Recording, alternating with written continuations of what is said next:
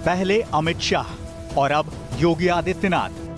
बंगाल में अपने पांव जमाने में जुटी भारतीय जनता पार्टी को एक के बाद एक झटके ममता बनर्जी ने दे दिए हैं।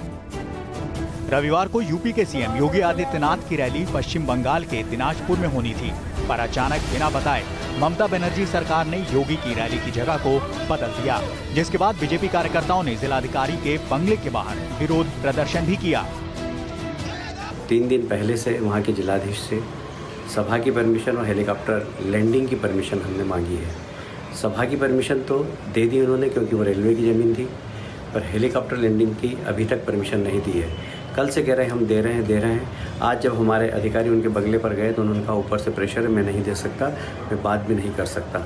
ये शर्मनाक कृत्य ममता जी की सरकार कर रही है। वेंडेटा तो ममता जी कर रही है।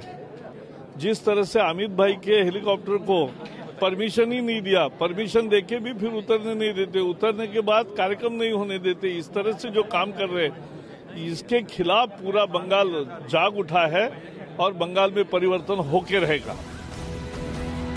आपको बता दें कि पिछले ही महीने मालदा में बीजेपी राष्ट्रीय अध्यक्ष अमित शाह के हेलीकॉप्टर की लैंडिंग की जगह को भी लेकर बीजेपी और ममता बनर्जी सरकार आमने सामने आ गई थी।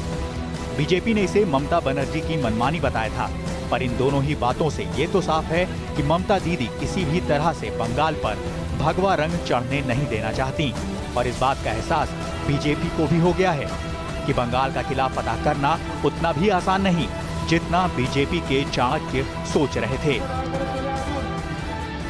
भारतीय जनता पार्टी का आरोप है कि प्रधानमंत्री नरेंद्र मोदी और उत्तर प्रदेश के मुख्यमंत्री योगी आदित्यनाथ की बढ़ती लोकप्रियता से ममता बनर्जी डर गई हैं। लखनऊ से हरेंद्र हमारे साथ है। हरेंद्र, जिस तरह से पश्चिम बंगाल में ममता बनर्जी विरोध कर रही है बीजेपी का, इस घटना ने यह भी साबित कर दिया है कि भारतीय जनता पार्टी के नेता भी प्रतिबद्ध हैं, वो भी पीछे हटने वाले नहीं हैं। फोन से ही जनसभा को संबोधित कर दिया।